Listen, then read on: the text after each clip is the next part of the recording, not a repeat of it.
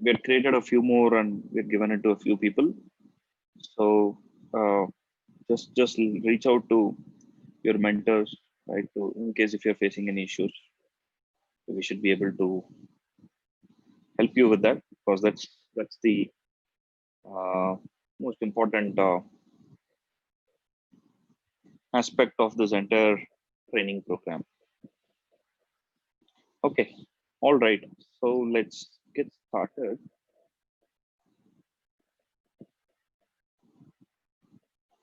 I'm just going to share my screen and I'm going to give a quick rapid fire round of what we had done, what we had learned in the previous weeks, because today also is a very important week, right?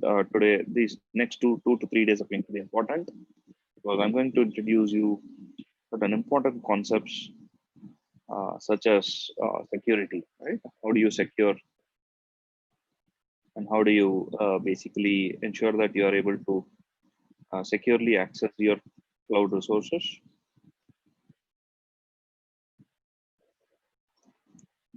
But before that, just give me a second. Let me share my screen.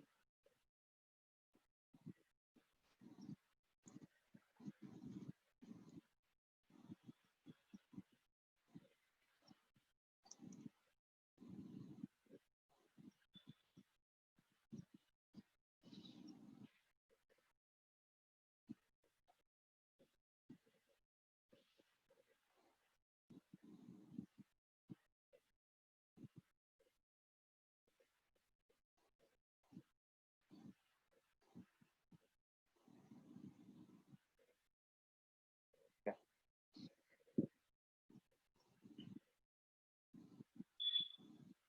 Okay. So what we had learned in the previous weeks, we had learned about VPC, right? What a VPC comprises of. VPC is a logical uh, entity within your account specific to a region, which has a range of IP address allocated to it, which becomes the boundary for your cloud account, where you're able to provision resources and manage all those resources in the form of VPC. Right? So the red box is basically VPC. Within VPC, you've got availability zones. Again, a VPC in a region can span across availability zones.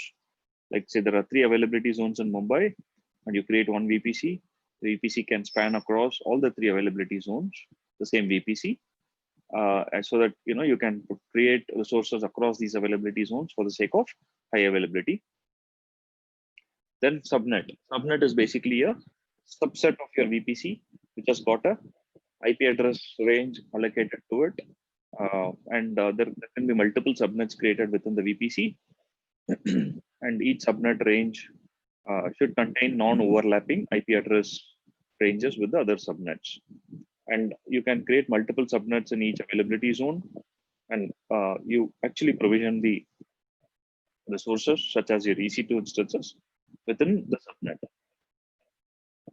Yeah, this is how the subnets get distributed. So, and then you also learned about how to use the notation, how to use the CIDR notation. It's called CIDR notation, right? Where you have VPC supports a maximum of /16 range and a minimum of /28 range. Okay, and then you've got private IP address ranges as mentioned in the RFC 1918. So AWS VPC also follows the private IP address range. You can create a VPC with a /16 or /20 or /24 CIDR ranges or /28 with any of these IP address ranges. And then we also looked at the route tables, right? So what are route tables? Route tables are nothing but they are how you route the traffic from source to destination, right? And then VPC, what we have is we have a route table associated with the subnet, and you've got 2 entities to the route table: destination and target. Destination is the destination where it has to go. Target is the route it has to take, the target route it has to take. And within the route table, there's always a default route which routes all the traffic within the VPC to the target called local, which means that it has to use the VPC's own router and it shouldn't take the traffic outside of the VPC. And we also looked at how the communication between an EC2 instance and one subnet and another subnet happens. And communication between an EC2 instance and one subnet to other subnet, the reverse traffic, and communication between an EC2 instance and one subnet to other subnet. Okay. And then we also looked at public subnets and private subnets. So what are private subnets? Private subnets are the ones where every traffic goes or gets routed within the VPC.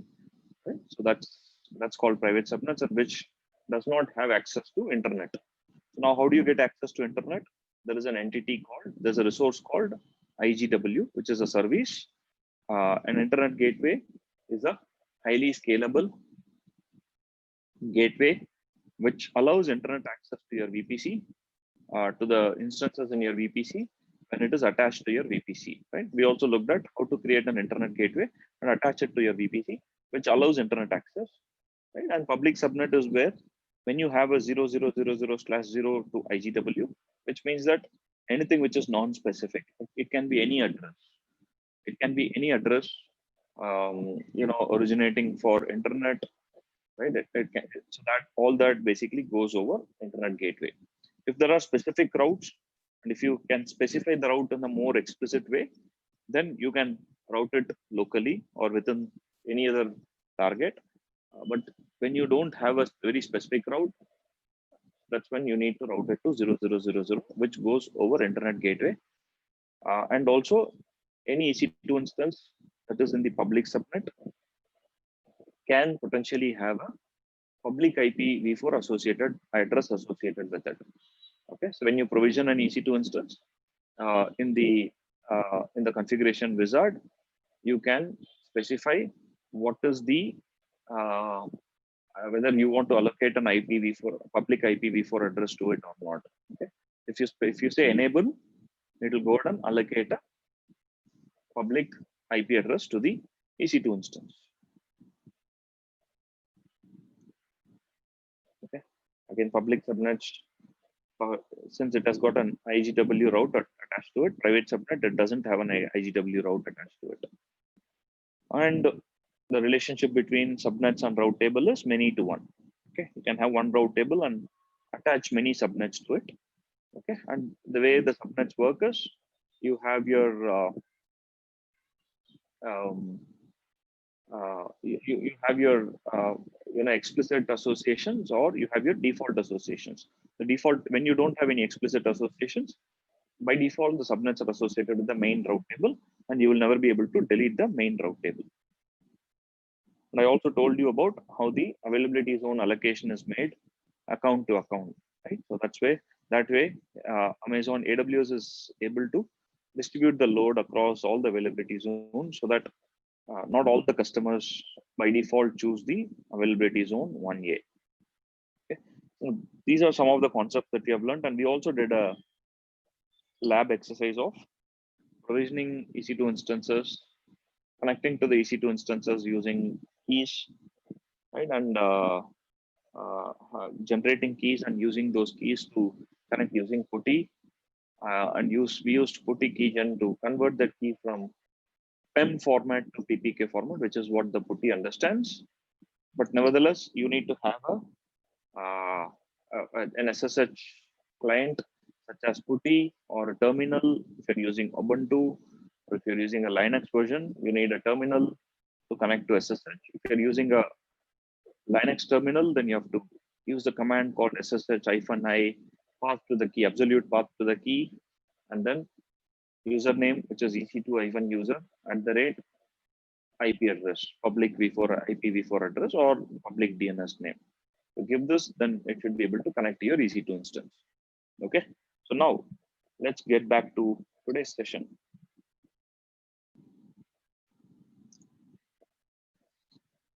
Alrighty, so I still see the participation is a little thin.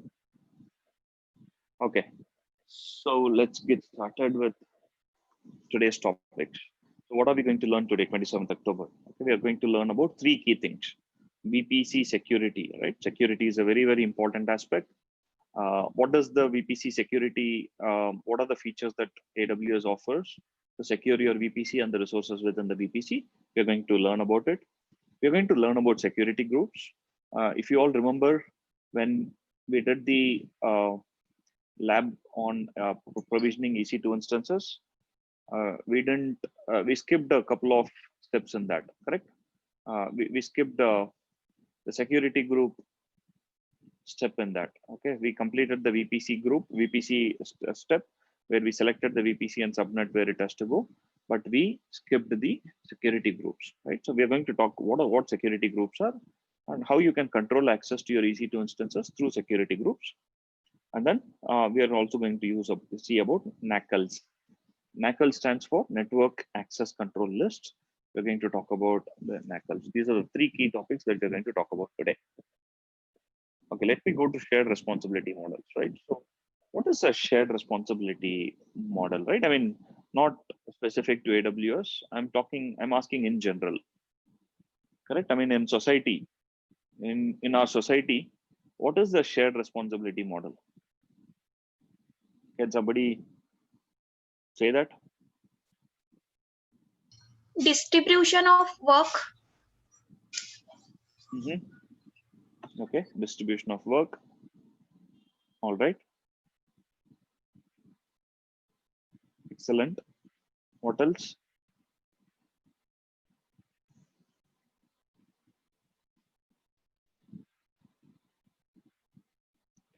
Okay, so as A04 rightly said, it is the distribution of work.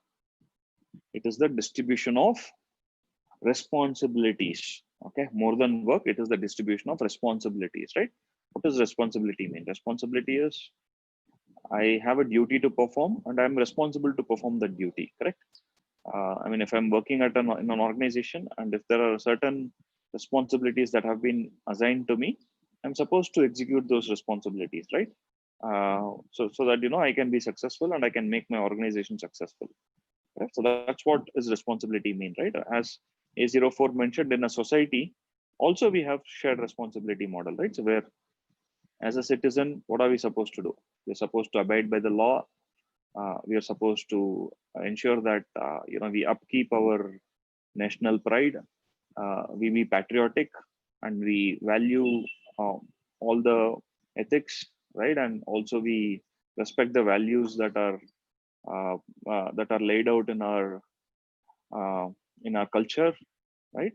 And then we follow ethics and we follow human values, right? So these are some of the responsibilities as a individual citizens that we have got. Let's take an example of probably an officer, right? Probably an IAS officer. What are his responsibilities? So he or she has to perform certain responsibilities in ensuring that the district administration is well maintained, right? And the welfare of people is taken care, right? Similarly, you've got ministers, you've got uh, chief minister, prime minister, and you've got officers, and you've got so many people, right? So each one has got their responsibility to do, right? Similarly, in AWS also, there is something called shared responsibility model. Okay, the idea of shared responsibility model is to ensure that this is mostly from a security standpoint, because it is a wrong notion to say that security only is the responsibility of the cloud service provider. Like what happens, right? I mean, it's wrong to say that police is the only entity who is responsible to manage the security and safety of people, correct? That is wrong, right? So then how many policemen will the government be able to afford, right, to manage the population? See, security and safety is an individual's responsibility. Okay, uh, while there is a general guideline and general recommendations as to how you have to secure your place, but it is your responsibility at the end of the day to secure, right? At the end of the day, the police or the local police has got their own mechanisms to secure your town or your city or your area. Like for example, there is Kukatpalli, right? And Kukatpalli has got a police station. I see that every day night, patrol goes around maybe after 11 o'clock, 12 o'clock. They go around the city and then they go around the Kukatpalli and adjacent areas to ensure that no untoward incidents happen, and there is a and there is a and any attempts to antisocial activities are taken care of or curtailed, right? But having said that, I mean, they can't ensure that they are able to 100% ensure that no theft happens or no untoward incident happens, right?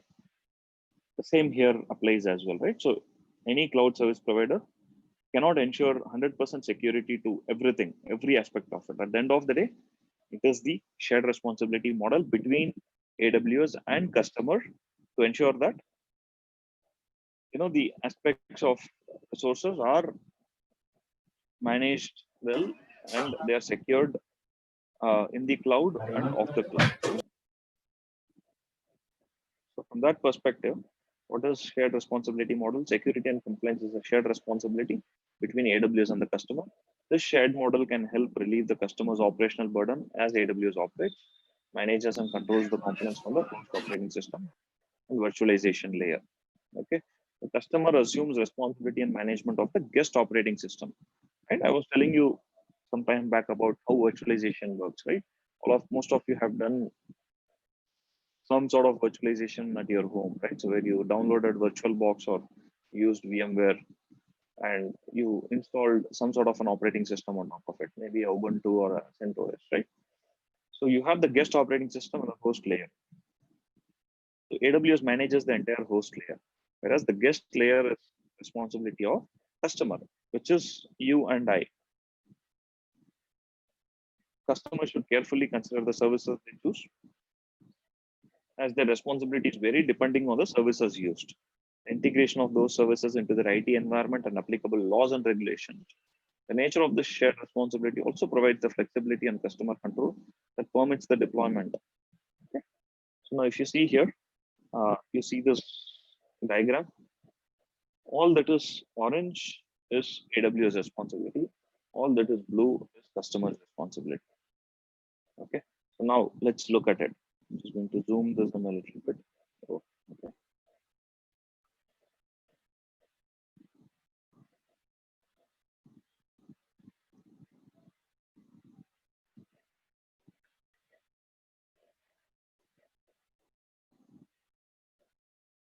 Okay. Now it looks better. Okay. So if you see here, these are all the layers. Okay, right from the bottom till the top. These are all the layers. So bottommost, what you have regions, right? You have the global infrastructure of AWS, which comprises of the hardware, right? So where you have regions, various regions like Mumbai, North Virginia, Ohio, Oregon, Singapore, North Korea, right? And things like that, South Korea and things like that. Then you have availability zones. In Mumbai, we have got 3 availability zones. And you have edge locations. Edge locations are again cached locations within the region. So this comprises of the entire global infrastructure. It is AWS's responsibility to manage this entire global infrastructure, right? To ensure that nobody intrudes into that global infrastructure physically, correct? That I did show you guys a video of how a data center looks like, right? So where the data center has got a huge building and there are multiple different floors, multiple different partitions. Each partition has got several racks in that. So all of this needs to be protected, right? So now it is AWS's responsibility to protect, right? You don't have to worry about it. You don't have to worry about the physical security of the AWS infrastructure. So then there is a set of software that AWS runs, correct? Such as the virtualization software, management software, monitoring software, right? And a lot of software that AWS runs to keep this data center up and running, correct? So now, what those softwares comprises of? They comprise of compute, storage, database, and networking, right? For example, if you take compute, AWS is running hypervisor layers, right? So those hypervisors are a lot of hypervisor AWS users, right? One common hypervisor AWS uses is KVM, and then AWS also uses their own hypervisor layer software called Nitro. Okay, that's a software hypervisor that AWS built. Right? So now that again is taken care by AWS. The security of that entire software, but also storage layer, right? I mean, the entire storage is again software defined storage, right? And then software defined networking. The entire VPC, right? So when you create a VPC, of course, there is a physical device which is being used under the hood. But if you see, there is also a layer of software on top of the physical devices, which is controlling and which is giving the multi-tenancy, where you can create multiple VPCs within your account, and everything is taken care by AWS underneath, right? So all of that software that AWS runs is the responsibility of AWS to offer services. Okay, so now here ends the AWS's side of responsibility. After that comes customer's responsibility, which is your responsibility and my responsibility as a consumer. So what are those? Those are all client-side data, encryption, data integrity, and authentication, right? Authentication, I'll give a simple example. So now you guys all provisioned an EC2 instance, correct? And as part of provisioning EC2 instance, you also created a key. Okay, a key, a PEM file you created, and you converted that PEM file into PPK, and then you used it to connect to AWS. So that is a form of authentication, right? Whereas the username is EC2-user is the username. Password is there in that or the key file. Okay, instead of typing a password, you're using a key to connect to the EC2 instance. Okay, so now whose responsibility it is to secure that key? Is it AWS's responsibility?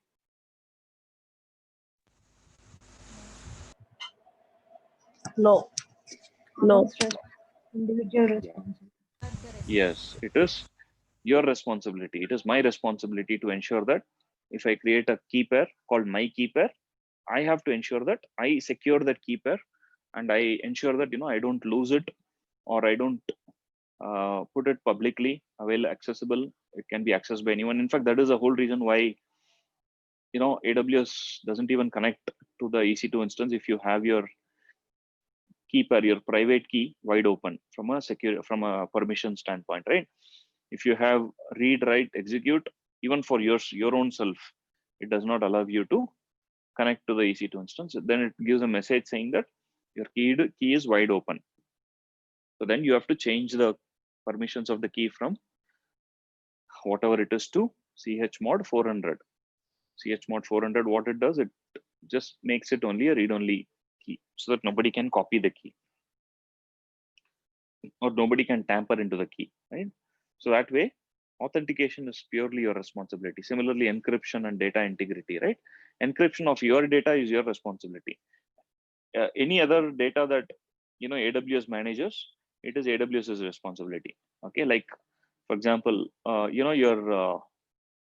your details are stored within AWS, right? Like when you create an account, you're giving your details such as your name, your address, your email ID, and your credit card details, right? So those are all stored within AWS, right? AWS takes care of the securing and encryption of that data in a very secure location, so that it's not compromised. Then comes server-side encryption, right? File system and or data, right? So now when you create a new EC2 instance, and when you say copy some files into the EC2 instance on the drive, on the hard disk of the EC2 instance, on the EBS volume of the EC2 instance. Now what happens if you don't have any encryption, or if you don't store that file properly without any encryption? There could be a potential chances that if somebody hacks your EC2 instance, they'll be able to take away all the data that you have. I mean, that data could be a very, very sensitive data, right? That data could be, assume you're running an e-commerce website, and that data has got, credit card details of all your customers. Then imagine, a hacker could come in, he could steal all the credit card details from that storage or from the file system, right? So now it is your responsibility as a consumer to ensure that you are able to protect and encrypt all your data that you are managing from your application. Then networking, traffic protection, encryption, integrity, and identity, correct? So now networking traffic protection is something that we are going to see today, right? For example, I created a VPC, I created subnets, right? And I created route tables, and then I've provisioned EC2 instances, right? So now I don't control my network traffic in such a way that traffic can come only from certain sources. I don't accept traffic from anywhere, right? I mean, it's like this. Um, you have an apartment, right? A huge gated community, right? And the gated community has got a boundary, perimeter boundary, which is protecting that entire apartment. But there is a gate. Okay, there's a main gate, and there are security guards standing there, and who's scrutinizing entry of people into the apartment. Okay, all of us have seen this, right? Who's scrutinizing the entry of people into the apartment, so that way the security guard is able to verify the identity of a person who is entering, and then he is allowing them inside, or he is denying. If he is not able to verify the identity, he will deny them. So no random XYZ person can enter the apartment and cause a threat to the apartment. Okay? Similarly, there is that boundary is called probably a firewall, right? Because in certain high secure buildings, like for example, let's take you have consulates and embassies, correct, of other countries. So now if you see, usually the consulates and embassies are protected, well protected by a huge boundary wall, and there is also an electric fence around the boundary, correct, on top of the boundary. The electric fence ensures that any unauthenticated users who's trying to intrude into the building cannot pass through that electric fence because they'll get an electric shock. Correct. And similarly, there are cameras everywhere to closely monitor any activity that's happening around the boundary. So there is also a main gate, which where you prove your identity, you tell the purpose, and if you're allowed, you're allowed. If you're not allowed, you're not allowed, right? So that's basically, it's like a firewall. So that's again your responsibility. We are going to see that today. So then operating system, like you created provisioned an EC2 instance with Amazon Linux or Ubuntu or CentOS or Red Hat, right? So now that operating system is your responsibility because AWS is not managing that, right? AWS is managing only the underlying hypervisor layer, not the guest operating system which is sitting on top of it, because AWS will not be able to log into your operating system because the key is managed by you. You have the key to it. Like it's like this, right? So where you go to a bank, okay, and you go to a bank and you open a locker in a bank, right? And a key is given to you, right? And bank also has a key, but the bank's key won't work unless and until you put your key and the bank also puts their key. Only then it will open, right? That's an additional layer of security that bank has put in. So from that perspective, here also in AWS also, AWS will not be able to log into your operating system because it's purely managed by you and the key belongs to you, right? You have the key. AWS doesn't have access to that key. That's why if you see when you first create the key, AWS allows you to download it only once. You won't be able to download it once again. So you won't, because it is not stored anywhere. AWS does not store the private key portion of the key anywhere. Okay, you have to understand that very clearly. AWS does not store that. AWS generates that private key on the fly, and then AWS allows you to download that and keep it in a safe location. Going forward, AWS will only use the public key. Okay, AWS will use the public key pertaining to that key, and then AWS, whenever you provision an EC2 instance using that key, AWS will ensure that they put that public key inside that EC2 instance, so that when you use your private key to log into that EC2 instance, it matches, the signature matches, the thumbprint matches. Okay, so that's what it is. So that's why the key is not stored with AWS at any given point in time. Network and firewall configurations. Then all the applications, right? You have to manage all your applications. AWS is not going to manage the applications for you. You're building an application and you're hosting it on AWS. It is your responsibility. Identity and access management. You're building some, again, IAM is a huge topic. We'll come to the IAM as a topic. But again, when you have your account, it is your responsibility to control access to your account through necessary policies that IAM offers. If you allow admin access to everybody, then that's your mistake. You should not allow admin access to everybody, right? You are the administrator of, your AWS account or your VPC, and you have to ensure that you don't allow admin access to anybody and everybody, and you control that access. Then the actual data belongs to you. Data doesn't belong to AWS. AWS is only giving you the infrastructure to host the data, host the applications. But at the end of the day, the data that is hosted there is your responsibility. It is your responsibility to granularly manage that data. Okay. Now, these are the two shared responsibility model where AWS manages their side of things, whereas it is you as a customer, your responsibility is to manage your side of things, right? So that is where you all have to learn what are the security aspects that you need to understand, so that you can, as administrators, as cloud engineers or cloud administrators, you'll be able to manage their life cycle very well, right? And you'll be able to eventually ensure that you're making your businesses successful. Okay, so that's the shared responsibility. I'm going to give you this link. You can read through this later. Okay, so now let's go to security groups.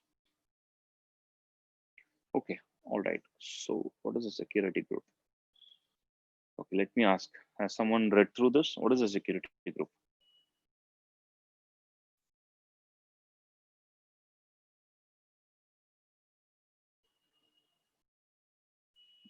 Show this. What is a security group? Is anyone aware of what a security group is?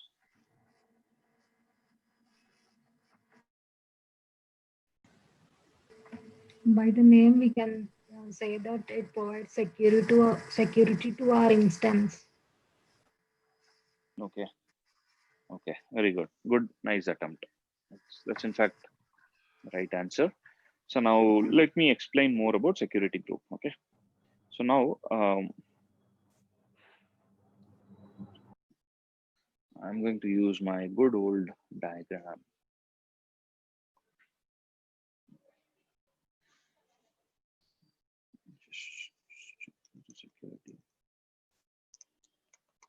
Security groups.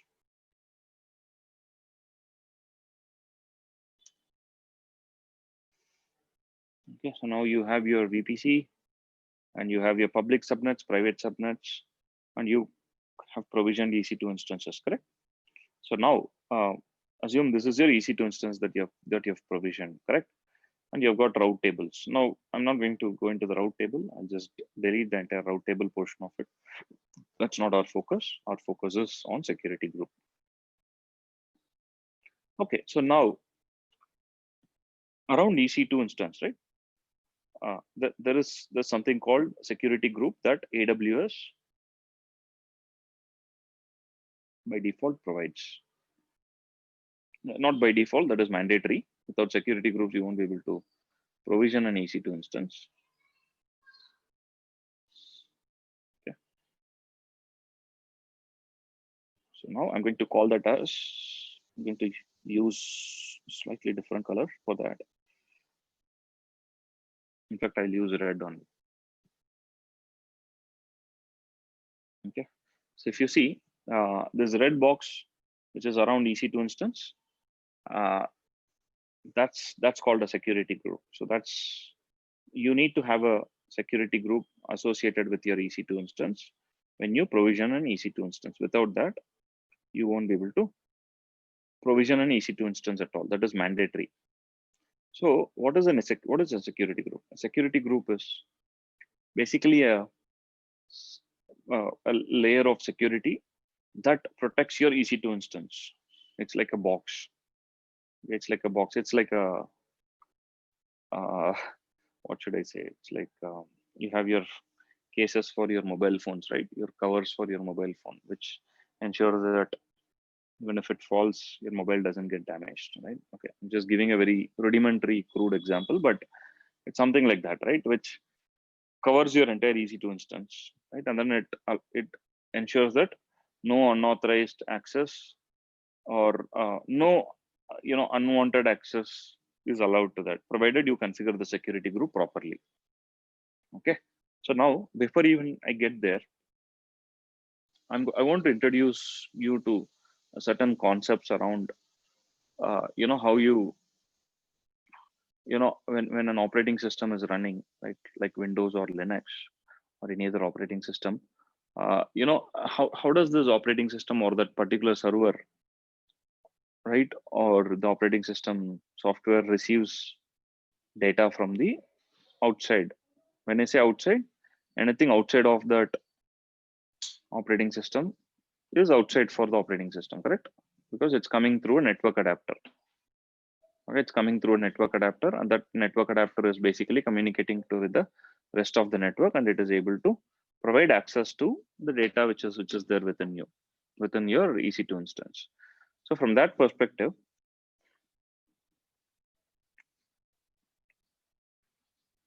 when you have a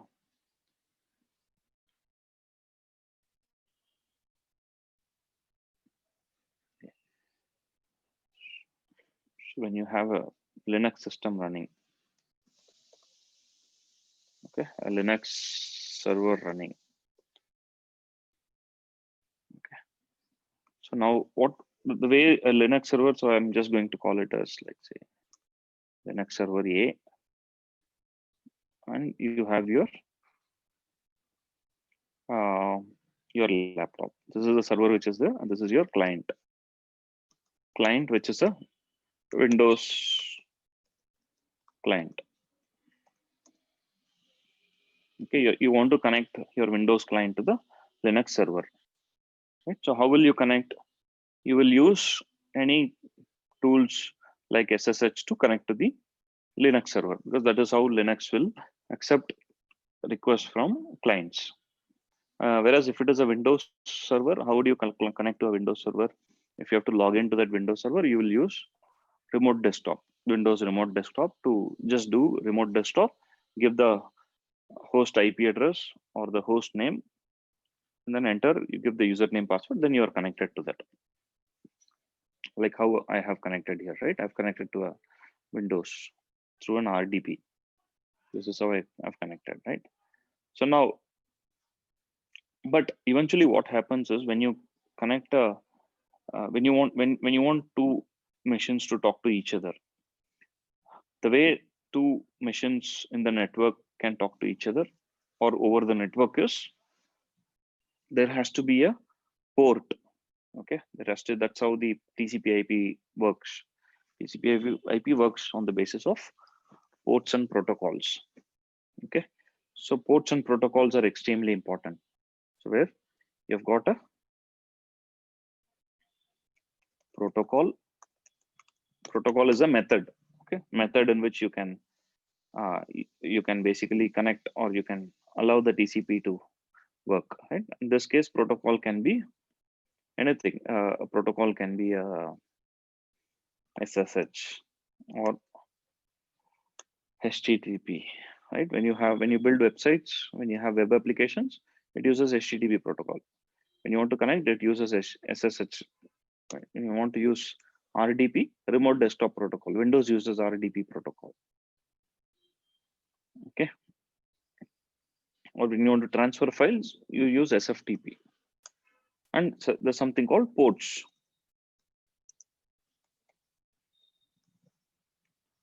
Protocols and ports. And a port is nothing but it's a unique identifier of a number which allows the communication to pass through. Right? It's like I gave an example earlier, right? So where you have got a railway station, railway station has got several platforms in it. Every platform has got a number to it, right? Consider ports as ports like a platform where a train comes, and then the train comes to platform number 2. Passengers board the train, and then the train moves, right? So similarly, ports are also similar. Like SSH use port number 22, HTTP use port number 80. Okay, RDP, I think RDP is 1389. 3389, sorry. RDP user 3389. Okay, HTTP, yes, which is a secure, which uses 443, right? So like this, there are ports that are running within the server, okay, which is listening for traffic, okay, and those ports would actually receive traffic, okay, and then it would basically send it to the server, and within the server, whatever application which is running, right, which will receive the traffic on port number 22 or port number 80. For example, you're running a Apache web server or you're running IIS, okay, and Apache web server is receiving request on port 80. So port 80, it receives the request and then it processes that request and then it sends the response back to the client. Okay, so now it's very important you understand this concept, right? So that way, protocols and ports are two major things that you have to have an understanding, right? And then what happens is when you have your protocols and ports, like say for example, I have a Linux server.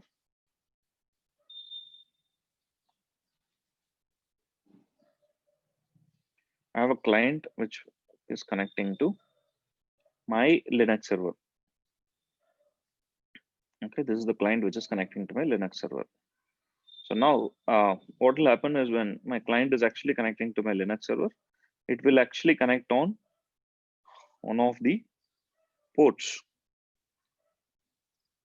because it can't be general, right? It has to connect, it has to talk on one of these ports, right? So there are several ports that are available in any operating system, okay? And you can also use, if you are building your own applications, you can also choose a port. But there are certain reserved ports which you can't use, like 22, 80, 33, 89, 443 and things like that. And there are several other ports which are open ports which you can use as per your application's requirements. But once you use that port, no one else will be able to use, no other process will be able to use that port. Okay, so that way, you have ports and protocols. So now when your client should talk to the Linux server, like say in this case, my client is Windows and I'm using PuTTY. Okay, and I'm going to use PuTTY. So I will say that PuTTY is the software that I'm running. Okay, I'll color this a little differently.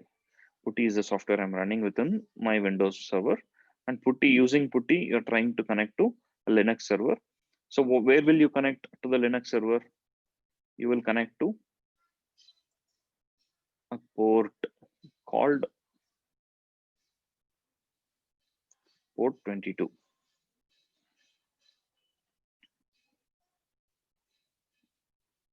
Okay, you're connecting to a port called port 22 because port 22 is for SSH. Okay, which will allow you to get the terminal. You can get a terminal like this and you can basically connect to that terminal. Okay, so now PuTTY, using PuTTY, you're trying to connect to 22, and within 22, if you see, what will be running is an SSH service will be running within port 22. On this side, on the server side, if I were to draw one more box here,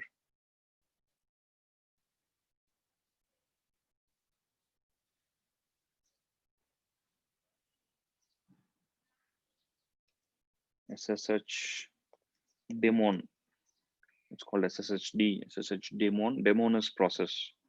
SSH daemon is running in the port 22, and this software is running, which is listening on port 22, and it is waiting for connections to be made to port 22 through a client. Okay, so now that's how it works, right? And similarly, if you have any other software, if you have a web application running, web application would be running on port 80,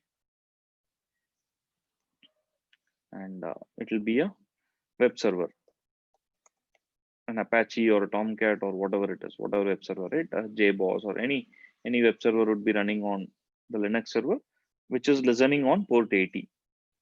Now client can make a communication to port 80 to that web server, and it can basically pass the data. Okay, now let's take the putty example only. In putty case, putty connects to port 22, and then port 22 SSH is running, right? So now you have to understand that the protocol here is SSH and port is 22. Okay, similarly, the protocol here is HTTP, and these are all common protocols. Okay, at the end of the day, they're all TCP. Okay, at the end of the day, everything is TCP, because TCP IP is the basis for everything, right? All this that you see is all TCP IP, belongs to TCP IP. TCP IP is the famous or widely used protocol. But similar to TCP, you also have UDP. Okay, UDP protocol. Okay, or ICMP protocol. Okay, so now, but all these ports that you see 22, 80, 3389, 443, they all belong to TCP family of protocols. Okay, so now from that standpoint, TCP, from the TCP, it uses a protocol called SSH or HTTP on this particular port, and these are all ports: TCP port 80, TCP port 22, TCP port 3389, TCP port 443. Okay, so now you have to remember these two things. They are ports and protocols. Okay, so now I can restrict my Linux server to accept connections only from certain sources. Okay, that is where security groups play a major role. So what security groups does is, security groups form a shield around your EC2 instance. By default, security groups denies everything. It does not accept anything by default, like how you have a apartment gate, apartment complex gate, correct? Or a building, high secure building, where by default they deny everything, but they allow only if the condition is met. They allow only if condition like he's an employee in the working in the company, so then they allow that employee to pass through, or a person who is visiting some employee for a valid reason, then they allow such persons. Some vendors who are required to enter the organization premises, they allow those vendors, right? So like this, there are certain conditions that has to be met so that the traffic is allowed inside. So that way, security group is by default deny. After that, you can allow only a certain rules to pass through the security group. That is the beauty of security group. So that way, you are more permissive in nature to allow your clients to talk to your server, and you allow only certain clients to talk to the server on certain ports and certain protocols. You can also do that, or you can also allow everybody. That is also possible, right? So for example, I have a gate. Okay, I have a building, I have a gate, I have a security guard waiting there, but the security guard is not doing anything because he has been given an instruction that you allow anybody and everybody who enters the building complex. Don't stop anybody. So he's just going by the rule book, and the security guard is allowing anybody and everybody without any checks. That is also possible. Okay, so in security groups, you can also do that. Okay, so now let's look at how to create a security group. So if you go to the EC2 console, okay, if you go to the EC2 console, you've got instances. We created those two instances the other day, right? Public and private EC2 instance, right? What I'm going to do is I'm just going to start my public EC2 instance. I'm going to right click. I'm going to say start instance. The other day I stopped it just that I don't exhaust my credits that I have. Okay, let it start. Okay, so it's running. Okay, so now if you see, if I select my EC2 instance and I go down to security. So you've got multiple tabs here, right? Belonging to that EC2 instance.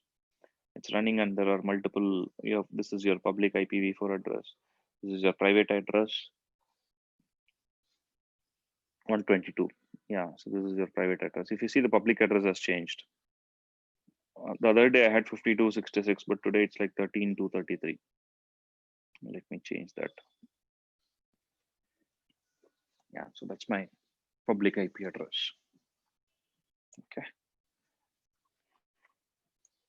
And then if I can go to security, so there's something called security group that I can associate with my EC2 instance. Okay, remember when you launched the EC2 instance, you got a tab here called configure security group, right? I asked you to leave it untouched. Okay, we're going to see how to use this tab and how to control access to your security of your EC2 instance. So now let me go to the security tab. This is the default security group which was created, which allows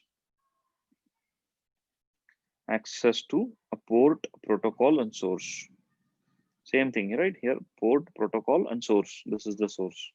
This is the destination, correct? So in this case, I have a port which is 22, which is I'm allowing access to port 22, which is SSH.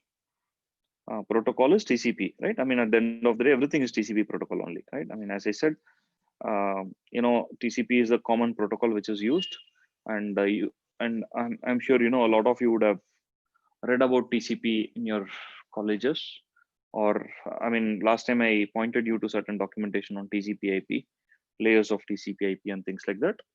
Okay, if you have not gone through that, please go through some of those. Those are very important.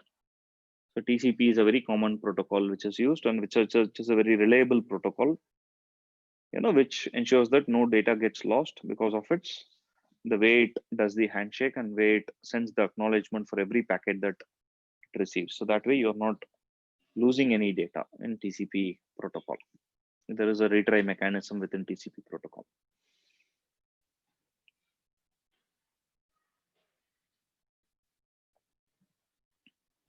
Okay, so you have a port, you have a protocol which is TCP, and you also need a source, right? So from which all sources I need to allow.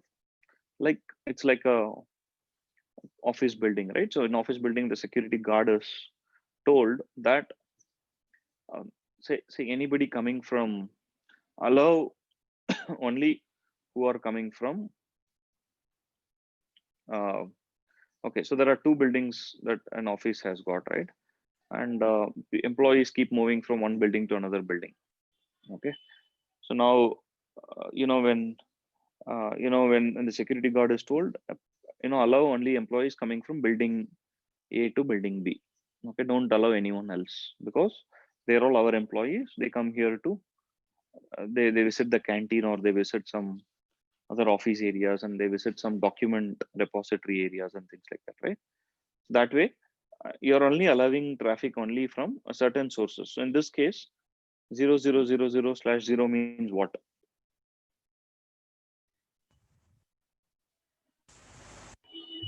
Internet gateway. Everything can access. Every system from Everything. It is outside not can internet access. gateway. Exactly. Yeah, not everything from outside. Any. It is 000 means any. Anything which is not specified, which means any. It's like asterisk, star, right? You have wildcard symbol star, right? What does star mean? You're not filtering anything. Allow any traffic to enter this. See, internet gateway is just a gateway to allow internet access, right? Don't get confused with 0000 and internet gateway. Okay, when you add a route with 0000/0 to an internet gateway, then you are making that subnet a public subnet. But that doesn't mean that 0000 is an internet gateway. Internet gateway is different. What the CIDR notation 0000/0 means is different. Okay, what the notation 0000/0 means is it is any.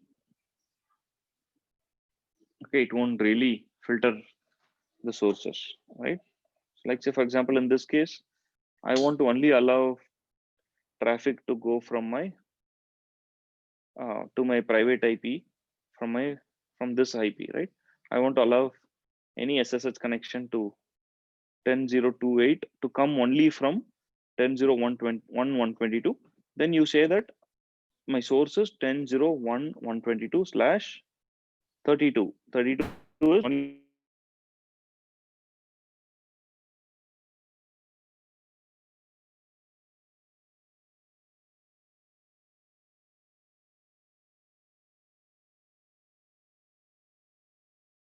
one. It will deny everything else and it will allow only that.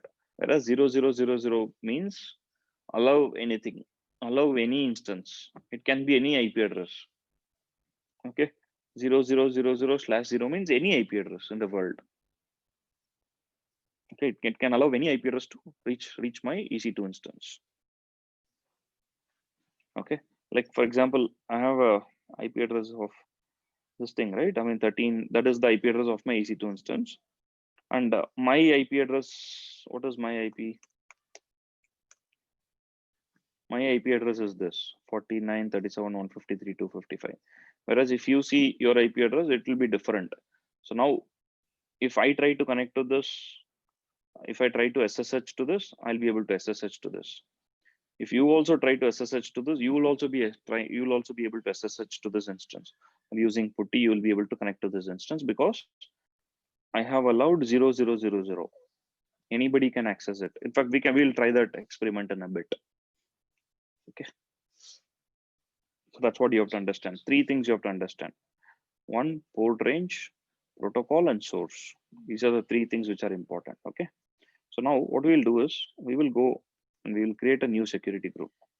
See, by default, there are several security groups that were created as part of my EC2 instance launch. Without an EC2, without a security group, I won't be able to launch my EC2 instance. Remember that very clearly. I need to give a security group. It can be a very permissive security group, or it could be a very open security group like what we have created here, right? In this case, it allows SSH to 0000. And you also get a default security group. Okay. A default security group gets created when you create a VPC. Okay. And then, so now let me go ahead and create a new security group. I have to give a name to my security group.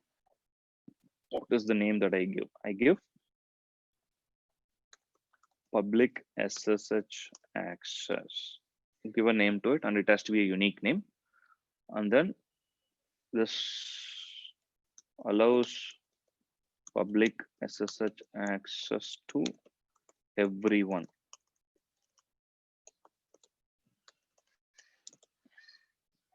I'm just saying public SSH access to all. I'm just saying all. That is my security group name to everyone. And which VPC it belongs to? It belongs to my main VPC, which is my VPC. And it has got two sections in it. There are inbound rules and outbound rules. Okay, so now I told you one side of the story, right? Where you have a client and you have a server. Your client wants to talk to your server, which means it is an inbound for the server, correct? Because it is accepting connections, correct? I'm talking to all of you, right? So now you're hearing my voice. So it is inbound for you. If you talk, it is outbound for you. It is inbound for me. Okay, so that's the way it is. And then the server also has to in turn talk to the client because it has to take the data, it has to receive the request, process that request, and send the data back to the client. Correct? Because it has to be a two-way communication, correct? Because then how will in TCP/IP usually it is a two-way, right? So where the server receives the data packet from the client, and then it has to create an acknowledgement and send the acknowledgement back to the client. Correct? It has to send the acknowledgement back to the client, and the acknowledgement will be processed by the client, and so that it can send the next packet. So that way, how will it send the acknowledgement back if you don't allow any traffic to go back in the reverse way, right? So from that perspective, let me just move this a bit. For now, I'm just removing this web server because we're only talking about putty, or we are only talking about SSH. So now this is one way This is the other way.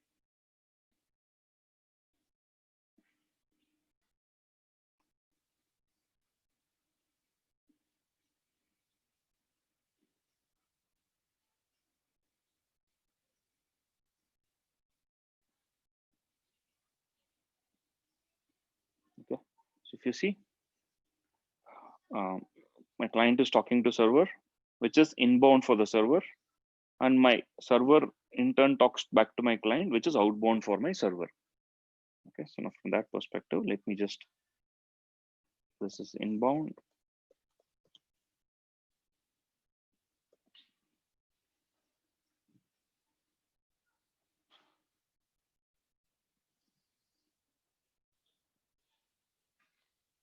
This is outbound.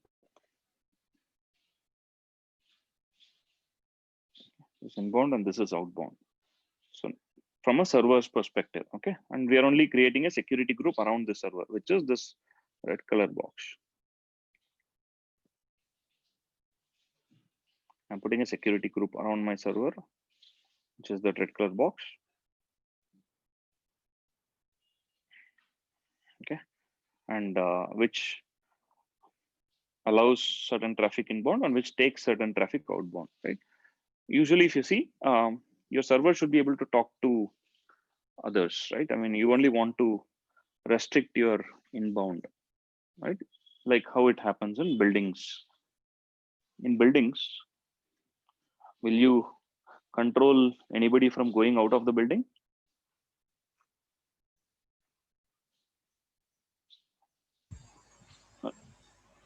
Assume there are 1,000 employees sir. working in an office, right? When outbound is always free in a building, correct? Same thing here also. Outbound is always free, right? I mean, you allow anything to go out. Okay, allow anybody to go out, right? Any traffic to go out. You can also control that, but if you control it, what will happen is, your applications will start facing difficulties because there's something called ephemeral ports. I'll come to that concepts a bit later. Okay, but just try and understand that usually you don't restrict outbound, you only restrict inbound, right? You only allow certain people to come through in your apartment complex, whereas people who have entered the apartment complex can just go out. When they go out, security is not going to stop them, saying that, hey man, stop, why are you going out? Security won't be able to do that, correct? Because going out is something which is not restricted, even in real life, right? So here also, if you see, outbound is something which is not restricted usually, but you can also restrict it. In certain cases, you can restrict it if you want, if you really want. But there is a strong reason why you always give 000 for all traffic, all protocol, all ports to go out for a specific reason. There's a reason for it. I'll come to that a bit later. But for now, just assume that outbound is free. But inbound, you have to restrict your inbound. So what you do, add a rule. Click on add rule.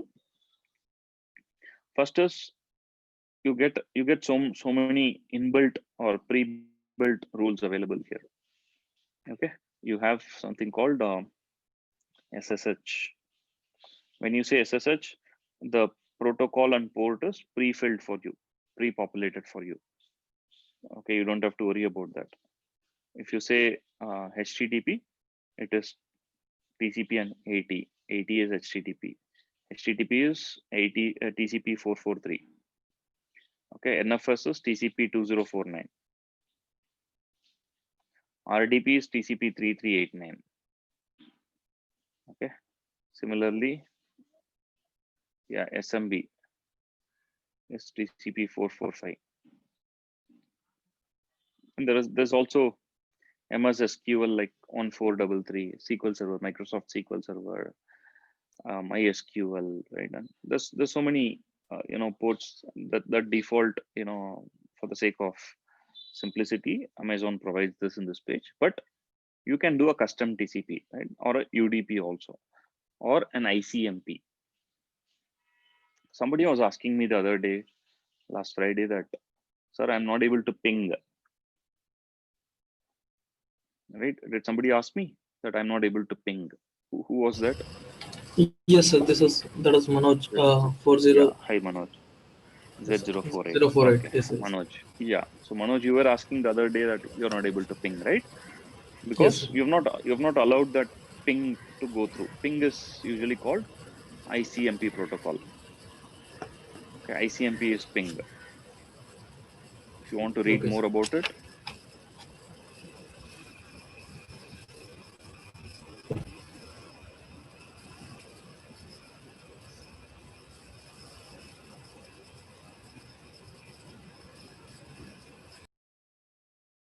Internet Control Message Protocol is a network layer protocol used by network devices to diagnose network communication issues.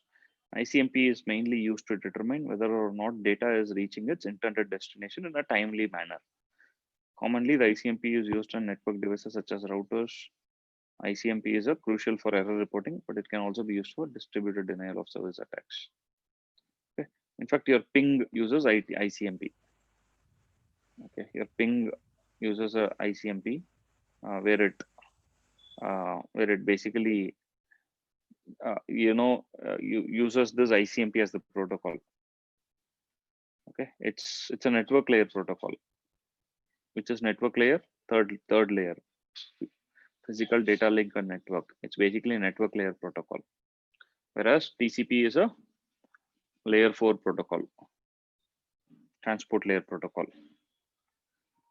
TCP, UDP, they're all transport layer protocol. This is a network layer protocol.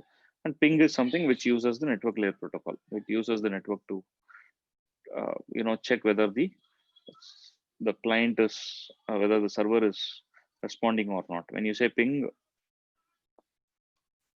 google.com, see, it's able to respond back. It got data back. It said got 64 bytes from so-and-so IP address. ICMP sequences to time it took us 23 milliseconds to respond back. Okay, so that's why you're not able to ping the EC2 instance. I mean, I'll show you. So now what I want to do is I want to basically enable ping. Or first, before that, let me enable SSH. Okay, so now I have an SSH. I will say when I say 0.0.0.0/0, I'm allowing everybody to connect to this, right? I'm allowing all IP addresses to connect to my EC2 instance. Let me do it that way. Allow all SSH access. Salim, sir. Yeah. Sir, having said that, but last time we were able to SSH from our one of the EC2 instance to other, but we didn't do this setting what you are showing now, right? So there the security But group still we were also able had to. this. Yes, sir. Okay, Correct. okay. So there the security group attached to the other EC2 instance also had this. It had the same rule. By It default. had 0000. Okay. Yes, by default. As part of Okay. the wizard, right? When you follow the wizard and the fifth step security group, I had asked you not to touch it, correct? It by Yes. default creates a security group with SSH, which allows access from anywhere 000/0. So Okay. that's why I Then. was able to connect to it. Okay. Then why are we doing it again, sir? Is it like doing it again or doing it manually now? I'm doing it manually now. Okay. I'm doing it manually, and I want to show you certain permutation combinations so that you understand the concepts very well. Yes, sir. Okay. Yes. Thank you, sir. So that's what I'm doing. I'm not going to use that. I'm going to in fact delete the other security groups. Okay. I'll delete all the security groups. I'll only keep this eventually. I'll create. So once you add, you can add many rules here. Okay? You can add any number of rules here. There is a limit, of course, to it. Each security group can have 50 rules. Yes. Okay. I'm just going to add this rule and I'll say hit create security group. Yeah. So it has created this security group with one inbound, which is SSH TCP 22, source is 0000, allow all SSH access. Outbound is nothing. Outbound is all, correct. It allows all traffic, which is all protocols, all ports. Okay, which is basically you are having a security guard, but you have told security guard don't stop anybody from going out. Don't stop. Just allow everybody to go out. Okay, so now let me go to the security groups. Okay, this is the security group that I've created. What I'm going to do is I'm just going to delete all the others. I don't need the others. I will select all the others. Actions, delete. Okay. Okay, I have some EC2 instances associated with it. I first have to unassociate my EC2 instance from the other ones. So what I'm going to do is I'll go here. This is my public EC2 instance. I'm going to go here, actions. I'm going to change that security group from, so in the networking, you have an option to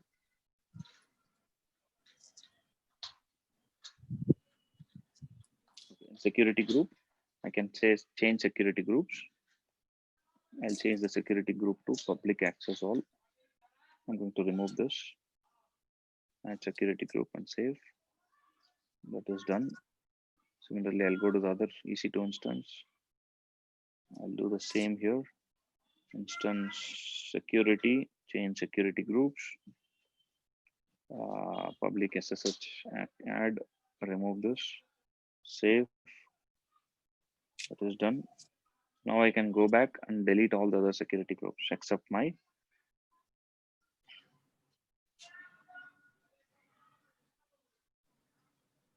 okay. You can't delete a default security group, okay? But you should never use the default security group because look at the default security group. Inbound rules are wide open. It allows every traffic on all ports, all protocols, which is like you have a security guard, but you have told the security guard not to check anybody, allow everybody in, which is a security flaw, right? You should not do that. I'll delete the other ones.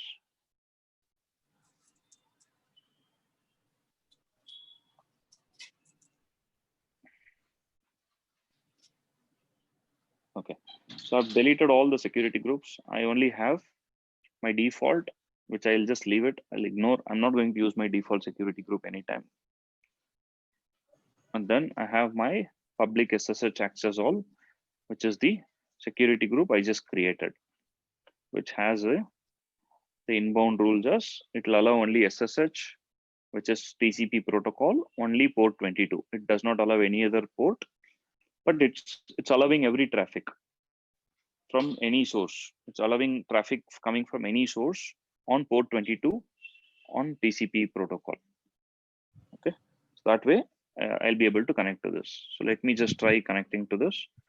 So let me go back to my EC2 instance. I'll note down the public IP, and then I'm going to use putty. Okay, in putty, I'll just load this. I think this has got the public EC2 instance. I'm going to replace it with my new IP address.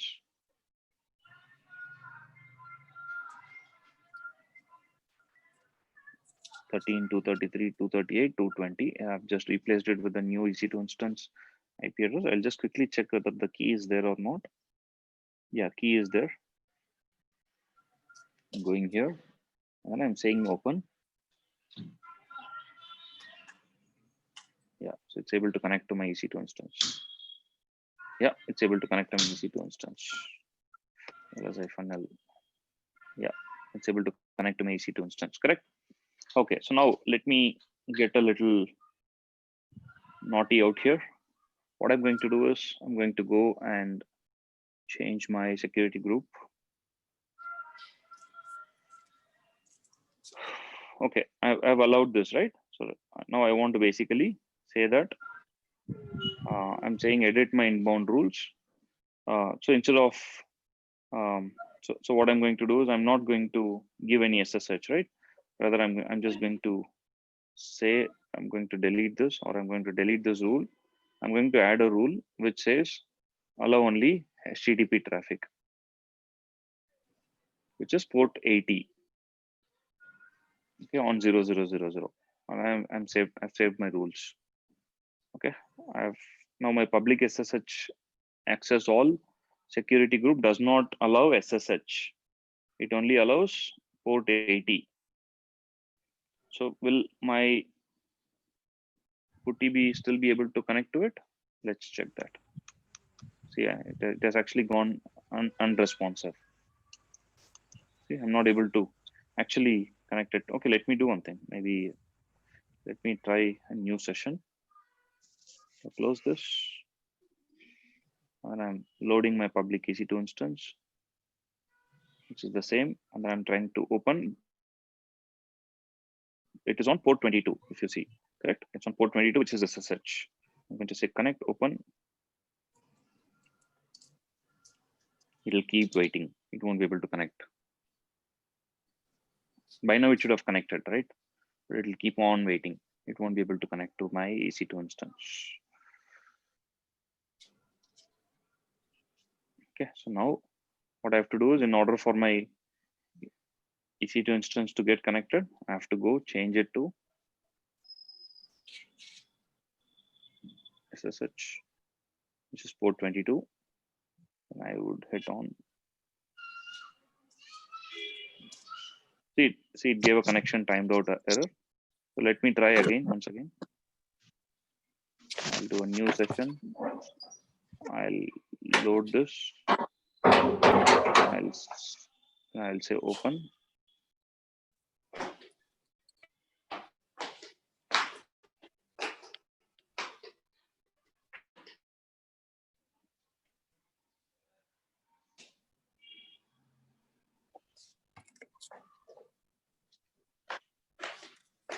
Sorry, one second. I think my IP address is wrong. Yeah, my IP address is wrong. 13.233.238.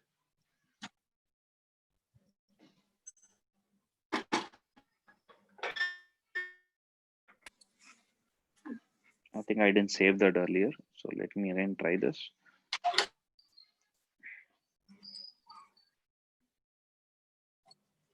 Okay, I'm going to save this actually this time. Okay, so what I'm going to do is I'm going to say open. Yeah, so it connected to my EC2 instance. So now let me just come back and again change the security group to disallow, edit inbound rules.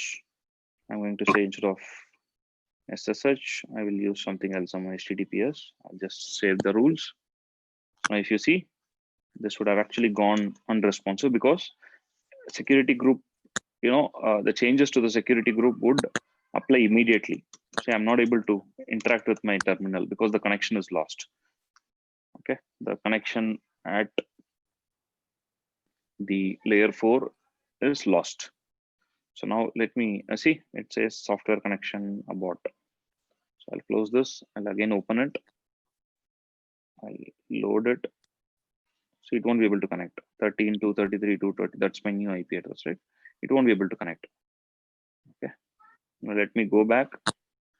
Let me edit my inbound rules and then say SSH. You can type SSH here, which is port 22. I'll just say save rules. So now come back, load this. Yeah, then it'll allow you to connect. Okay. So that's one way of doing it. Okay. So now what we have done is we have taken source as completely 0.0.0.0. But now I want to be more restrictive, right? This is my EC2 instance, right? I don't want anyone else to connect to my EC2 instance, right? Okay, so now let's do one more thing. Let's do a ping. Okay, for Z048, for your question, I'm going to allow ping access to this. I'm going to add a rule which says all ICMP IPv4. Okay, so which will allow any ICMP over IPv4 from 0.0.0.0, which is anybody will be able to ping to this instance now. Okay, now before that, let me just show you whether I'm able to ping to that instance or not. Ping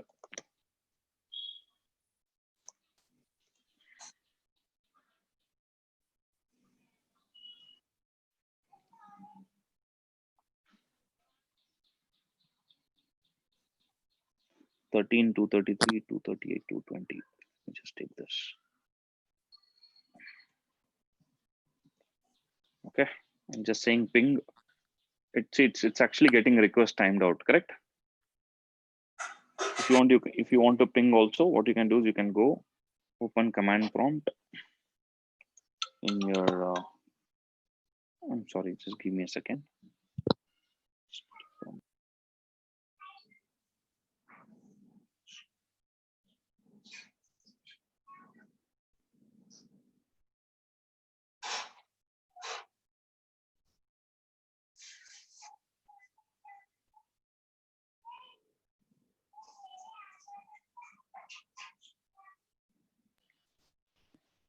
Open the command prompt and say ping and give that IP address. You can give my IP address also here. 13, 233, 238, 220, and you can try to ping from your side. Okay, I'll ping the IP address in the chat. All of you can try that.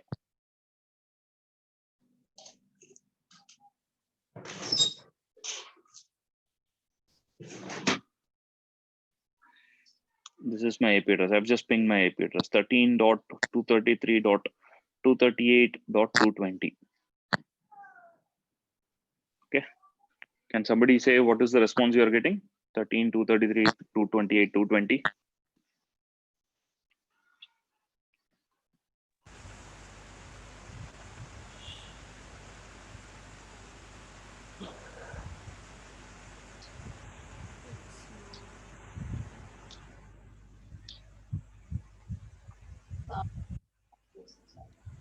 Did any of you try pinging?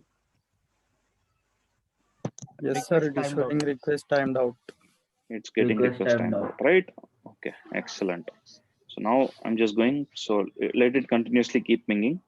So I'm going and I'm adding all ICMP IPv4 as a rule, which allows ICMP is used for ping. Ping actually uses IPv4 ICMP.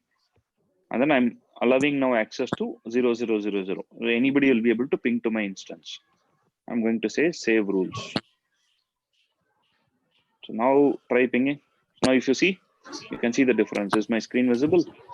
You see, till this point, when I didn't have that rule, till 135, it was not able to ping.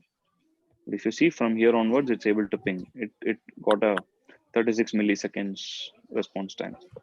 And if you try to ping, you will also be able to ping. See, you'll get a reply. So whoever tried last time, it didn't work for you. Can you try now?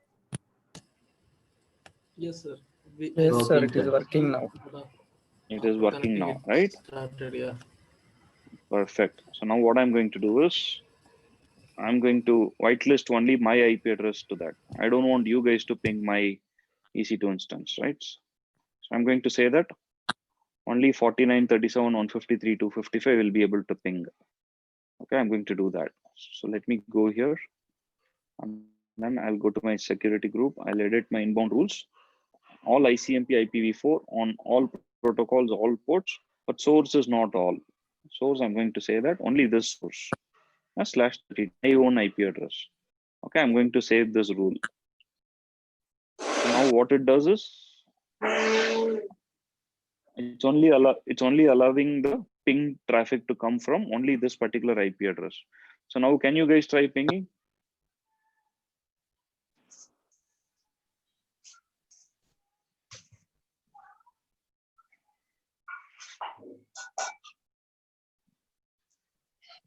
Request timed out. Request timed out, right? But okay, let me try. Let me try from my Mac, right? I'm going to try from my Mac. See, it is allowing mine because my IP address is 49.37.153.255. And what we have allowed here is we have allowed only 49.37.153.255 to accept ping. Okay, I want to do one more thing. Can one of you tell me one of your public IP addresses? Z048. Maybe I'll ask Z048.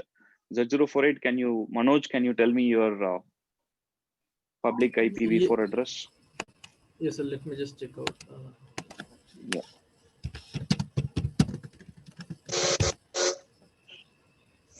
Yes, sir. It's showing 157.44.57.37.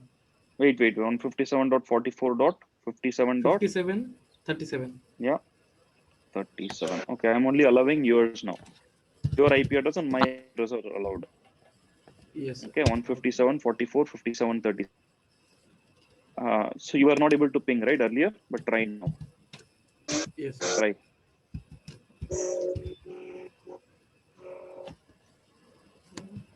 Uh,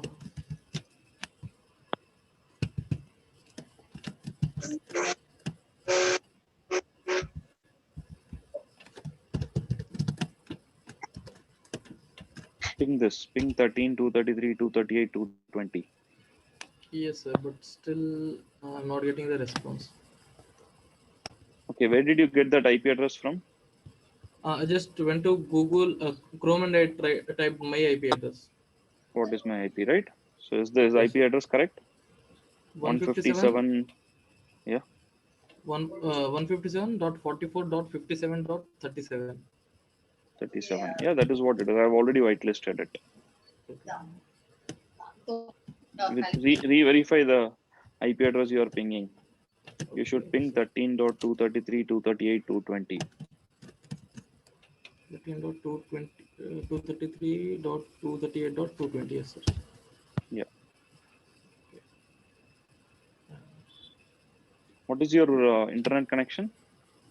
It's Geo5, sir. It's Geo. Okay. Okay. I don't know, sir. I'm not getting the response. What is? Is it getting timed out? I'm using Linux system, sir. It's just waiting for the response. It'll take quite some time to Okay. uh, Okay. tell that Wait. it got timed out. Okay, Okay. sir. Wait. Try now.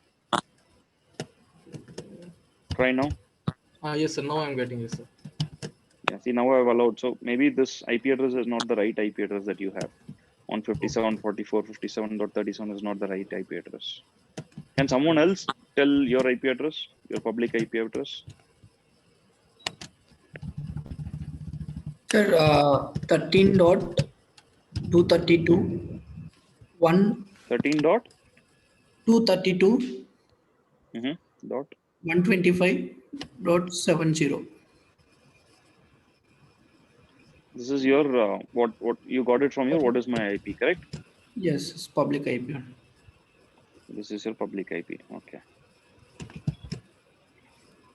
Okay. Try now.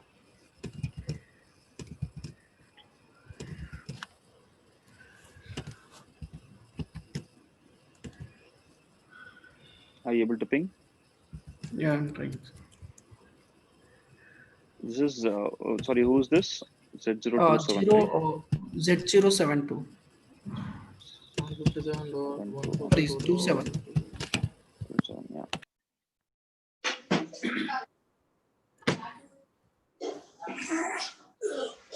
Yeah, it's, Yeah. Try pinging. It's yeah, it's working, work. right? 13 to 33 to 38 to 20. It's working, correct? No, it's getting request timeout. Okay. Is this the right IP address what you gave me? 13 to 32 125.70. Yes.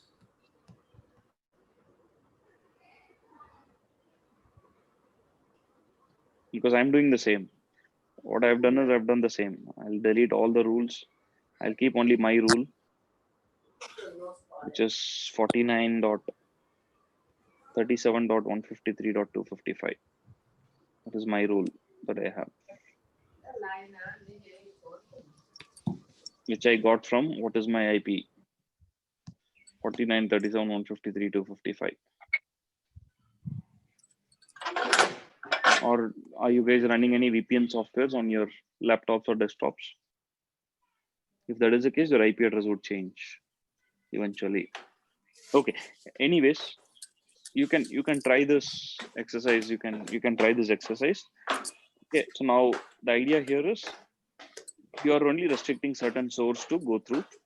Okay, and you're not allowing. Similarly, what I'll do is I'll also try to change my approach a little bit. I'm going to allow SSH only from certain hosts. Okay? In this case, let me try to figure out what is the public IP address of my this box. 34.225, 13.65, 34.225, 13 and 65. 1365/32. I'm going to remove 000. I don't want anybody to access the SSH. I want to only access SSH from this particular Windows box that I had. So now let me just load it. It's loaded. So I'm just saying open. Yeah, see, it's allowing. Whereas if you guys try to, if I try to SSH from a different box, it won't actually allow me to SSH. Okay, that is one way of doing it. Also, I'll introduce you to one more tool called Telnet. How many of you know what Telnet is?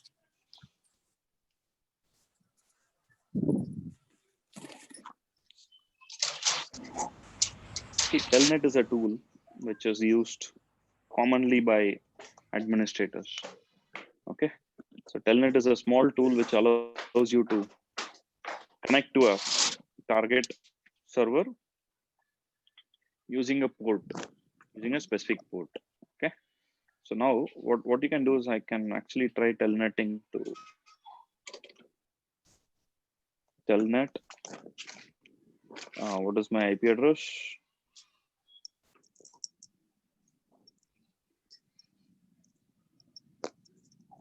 13.2.33 on port 22. Okay, I don't have to. You can install telnet actually. If you're using Windows, Windows also has got a telnet. If you're using a Windows server, you can use go to manage your server and add a feature called telnet. If you're using like Windows 10 or Windows 8, you can use command prompt, I guess. Telnet is not there. So now you can use telnet to basically you can install telnet on your boxes, on your laptops or desktops. I'll just tell you how to install telnet on Windows 10 or Windows 8.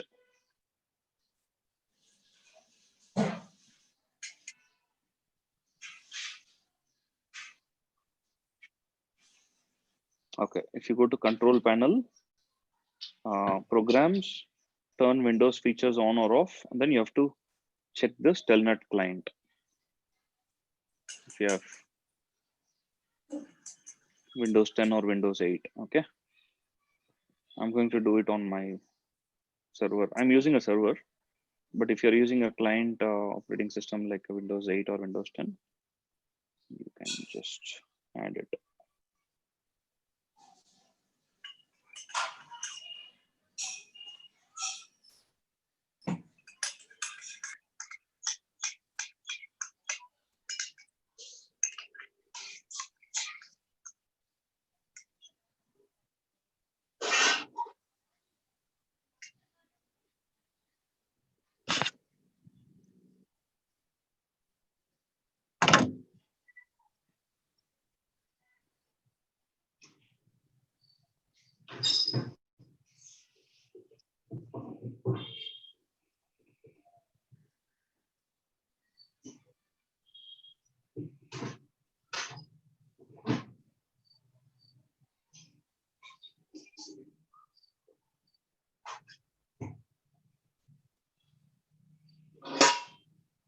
Yeah, telnet client is here. I'll just add the telnet client. You can also install it parallelly on your Windows 10 or Windows 8. Okay, go to control panel. In control panel, go to programs, open programs, turn Windows features on or off, and then check the telnet client and hit OK. See, these are all very important tools. Okay, I mean, if you attend interviews, in interviews, you know, some background noise coming. Okay, so in sorry, sir, can everybody go on mute, please? So in interviews, you know, you'll be actually asked to explain, you know, how do you test the connectivity from one client to the server, right? In such cases, telnet will be very important, and you can answer telnet. I mean, you can tell them very confidently that I've used telnet Telnet is a way where you using Telnet, you'll be able to test the connectivity. Okay, so it's installed. So I'm just going to close this. So now I'll just go to Windows, command prompt. I'll say CLS, just say Telnet. See, Telnet is there, right?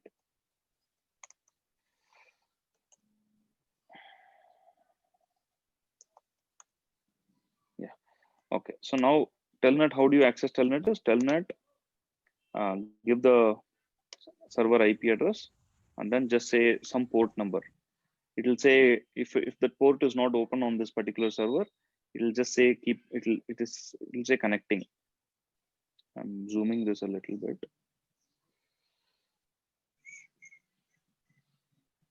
Okay, you will see that it is connecting to it endlessly. Right, just second command C. Okay, it says it cannot open the connection to the port. Whereas I'll go and I'll try on some port where I'm allowing access. I think I'm allowing access on port 22, I believe. Yeah, ICMP, and then I'll also allow access on port 22.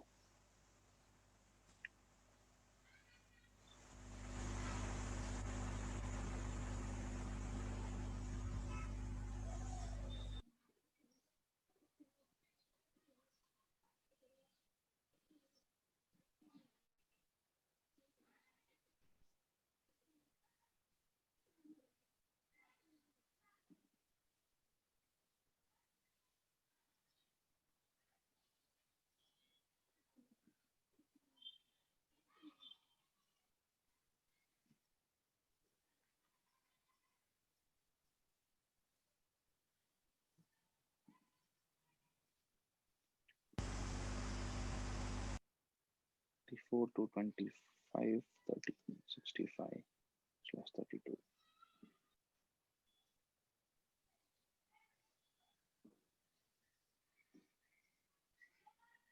Okay, I'm allowing only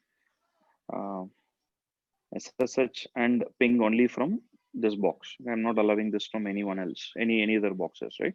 So from that perspective, I'm allowing port 22 TCP SSH to come only from this box. So in order to quickly test it, even if you don't have the TCP SSH client, you can do a telnet and test it, right? In this case, let me test telnet on port 22. See, it connected. Okay, it connected. Okay, so it connected to my this thing. So otherwise, if I don't allow access, it'll say that I'll try on some other port. I'll try on 443. It'll say that it is connecting, and it'll time out eventually. If a certain TCP port is open for certain sources, and if the network communication is allowed between the source and destination, it should immediately connect.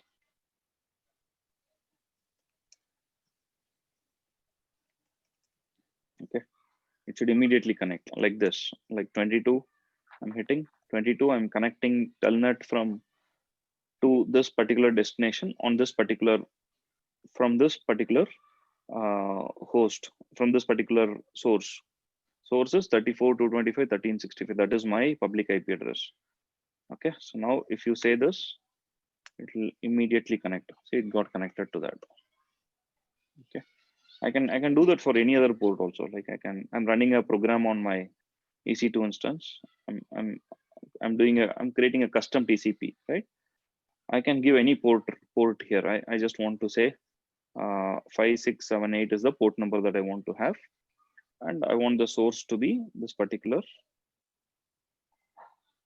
Windows machine that I have, right? And it can be any port, right? And my program is listening on this port, let's assume, right? So the moment I do that, it will allow this port to be accessible. But in this case, probably I don't know whether there's nothing running on 5678, so it may not connect because there's nothing running on that, right? Because it could allow the communication.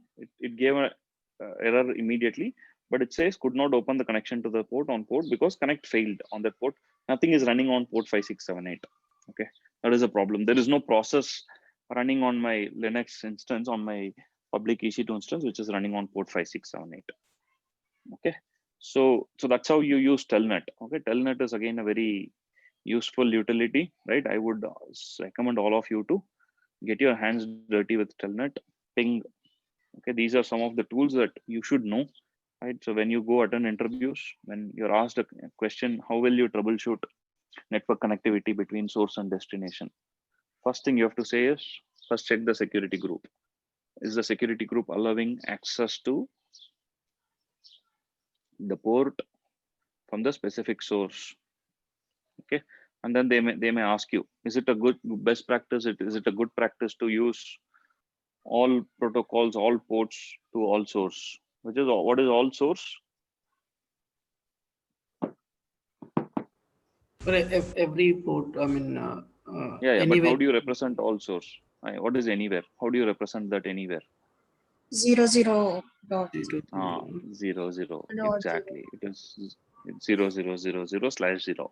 That is Yes, yes. any source. Okay, which means it is accepting traffic from any system, right? You have a security guard. The security guard is allowing any traffic to come through, which is this rule where you have add a rule. You say all traffic 0, 0, 0, 0. Okay, if you have this rule which allows all traffic, all protocols, all ports, it's allowing. Okay, and one more thing is, so now in this case, okay, I'll save this. Okay, so now I've got 4 rules in my security group rule list. Okay, where there is one rule which says allow TCP port 22 only from this particular IP address. Then there's one which says ICMP only from this particular IP address. But there is one more which says allow all traffic from all ports, on all ports, from all sources. So now always remember,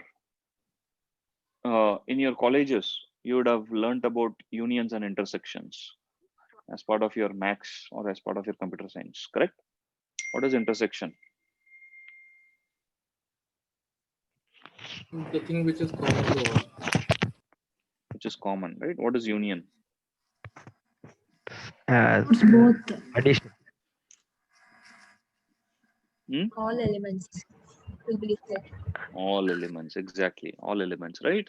So now security groups are union. Okay, so now rules that you see in the security groups, it is union. Okay, so now in this case, even though you have got a rule that says allow SSH on port 22 to only this particular source IP, but you also have another rule that says allow all protocols, all ports on all sources. So basically this takes precedence because this is the superset of everything. So it's basically a union. It's a superset of everything, and then it will allow this. So even though I may think that, Hare, how come I have added a rule that says TCP 22 only for this IP address? But if you guys try pinging to this, right, you will be able to ping. Just ping 13, 233, 238, 220. You will be able to ping. Can somebody confirm that you're able to ping? Yes, it is. Yeah, you can Yes, ping sir. because of the virtue of this rule that I have. There's all traffic, which allows all protocols, all ports from all sources. Because of that, it is actually allowing everybody to ping, and everybody can access anything.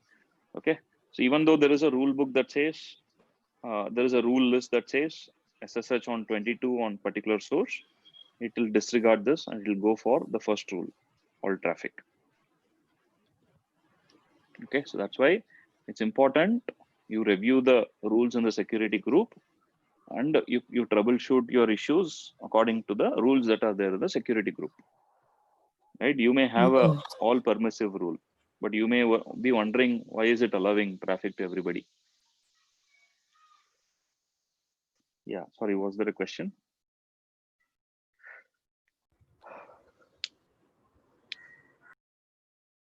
Yeah, okay, all right. So that's basically the security group. So what I want you guys to do today is try this out.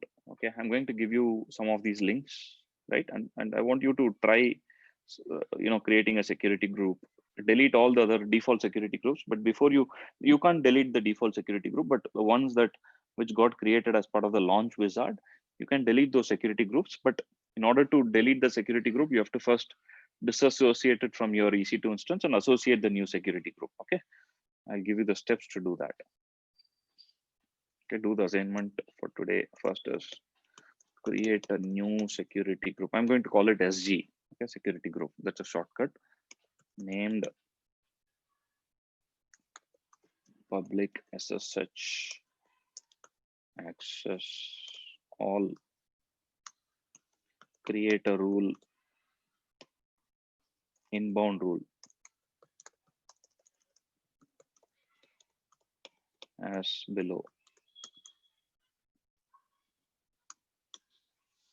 Okay, create an inbound rule as below.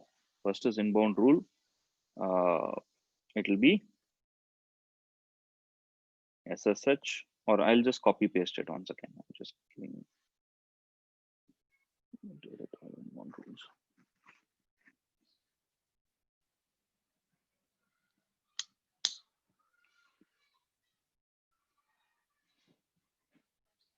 Add an inbound rule. Search for SSH. Select SSH and say give your IP address here, right? Your public IP.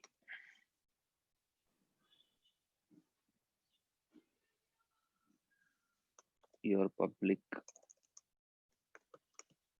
IP /32. That is the thing that you have to give.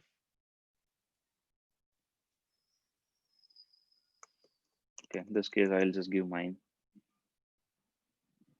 I'll just give something.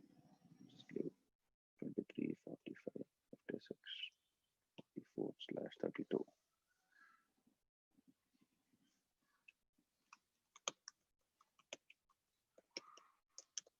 Only from my computer.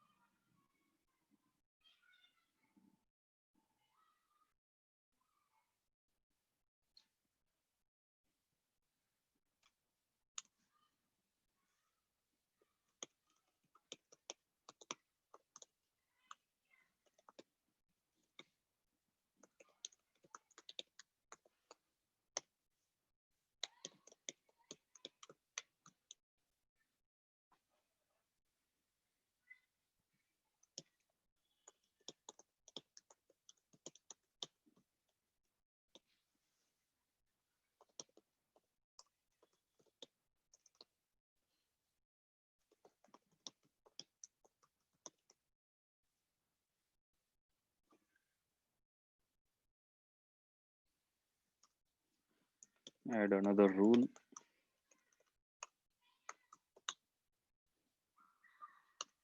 As below. Adding one more rule, which will be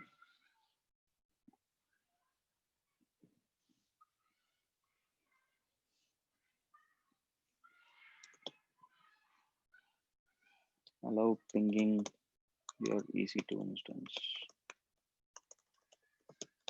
your own EC2 instance. Okay.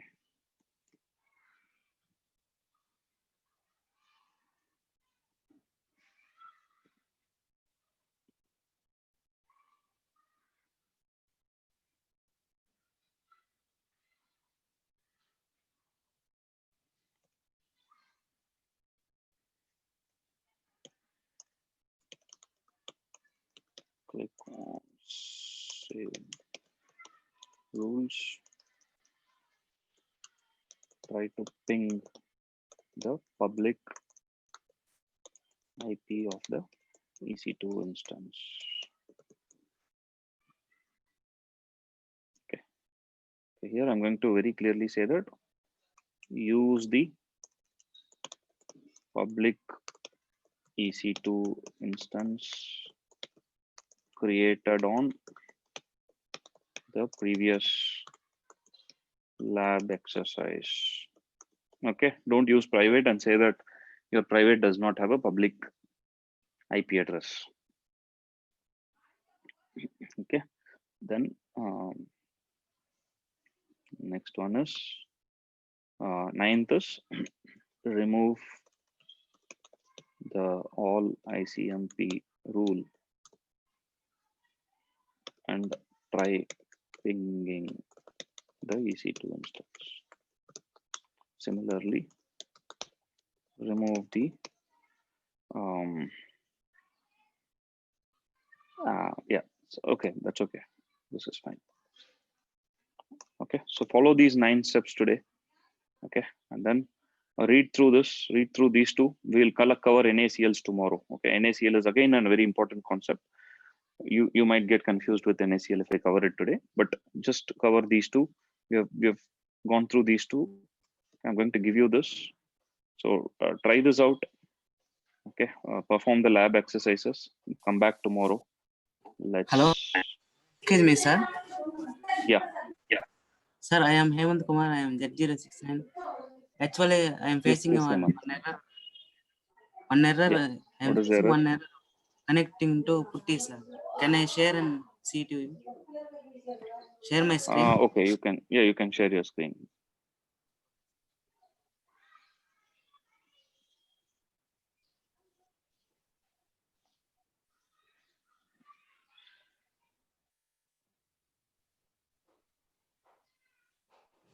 My screen is visible, sir. Yeah, it's coming up. Okay. I've also sent the PPT and assignment for today and the chat.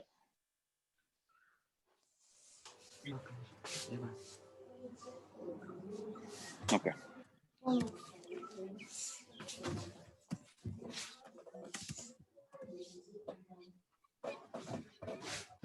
Hyphen user.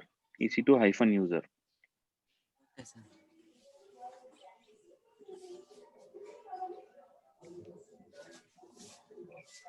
Correct. I'll give the public IP address.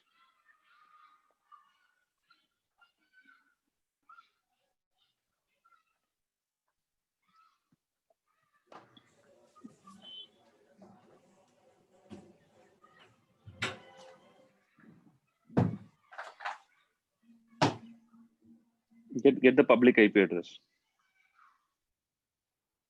What From is the where, public sir? IP address of the instance? From the EC2 console. Did you do last week's exercise? Did you do Friday's exercise? Yes, sir. In host name, I will paste, sir. Yeah, paste the host name. Oh, you have already pasted. Okay, fine. Yes, sir. Already pasted, sir. Okay. Put the key there.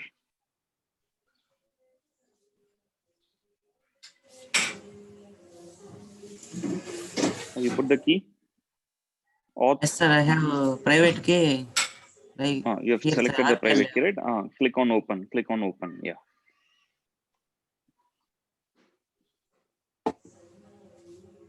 Can I click open, sir? No? Yes, you can click open. Yeah, you can click open. And take 1 minute and session time out is coming like that, sir. Okay, just show me. Click on open. Yeah.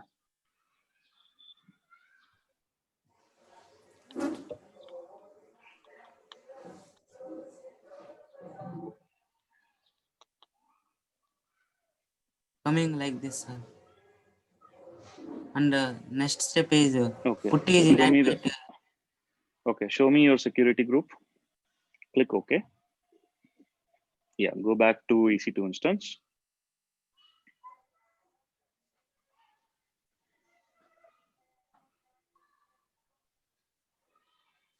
Yeah.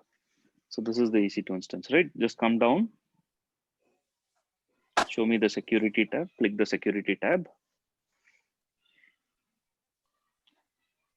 Just drag that pane a little bit to the top so that you get more real estate.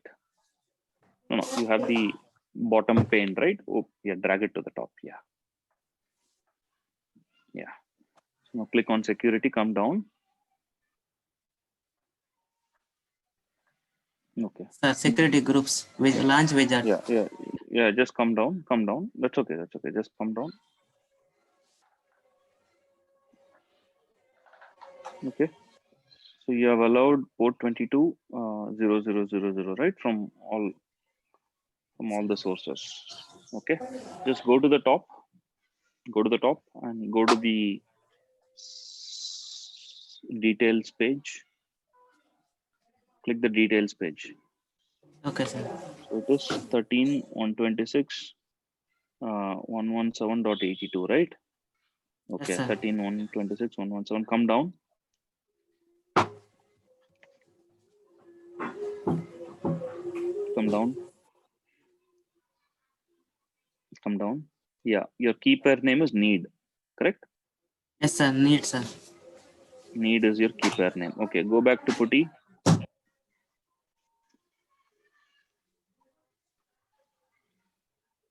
Okay, I can cancel and reopen, sir. Now. Yeah, close the putty. Do it from first.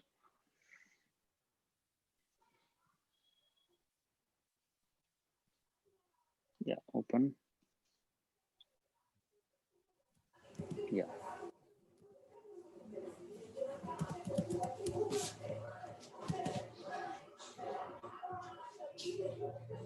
Now, what I paste, sir? What I need to paste, sir? Now. Paste the public IP address. Go to the top. In the console, EC2 console, just go to the top. Just paste the This public one, IP sir? address. Yeah, that's the one. Yeah, copy that 13.126.117.82. Yeah, just bring that, paste it.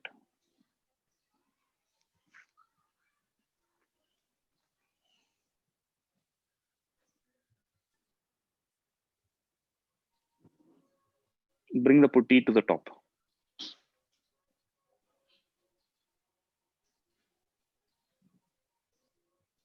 Can you drag that putty to the top? Yes, sir. Okay, paste it. Okay, it's refreshing very slow. And then go to SSH, go to auth, and then select the need as the. Sir, here I need to choose private key or public key, sir.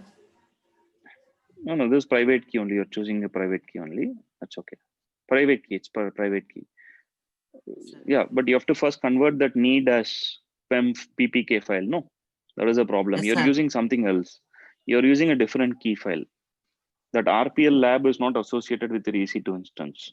Only that need is the key which is associated with your EC2 instance. So you won't Yes, be able sir. to connect using RPL lab. You have to convert that need.pem to PPK file using the steps that I gave last time. And then Okay, you'll sir. be able to use the need.ppk. Instead of RPL lab, you have to use need. That is the mistake that you're Okay, doing sir. there. The mistake you're doing is everything is correct, but the password that you're giving is wrong because Okay, sir. you're using a different key file. Instead of the key file that you associated, you're using a different key file. So you're. Yes, sir. RPL lab means it is that's fine only, but I am renamed need to RPL lab, sir. Private key. No. So see, it looks like you have two keys there. Just re-verify that. You do one thing. You convert Okay, this sir. need.pem into convert it once again, right? Convert it into Okay, sir. PPK file. Then try it out. It should work. What you're saying is it is the same need.pm you have converted to rpllab.ppk, is it? Sir, but RPL lab only rename the file and You only file is renamed same, it. sir. That's what you're saying. But maybe you Yes, must sir. have got confused somewhere. That's why it is not working. So Okay, don't sir. rename it. Keep it as it is. Don't rename it. I mean, it's not Yes, that sir. you should not rename. You can, but keep it as it is, so that you don't get confused. It will all lead to a lot of confusion. So along the line, something may not work.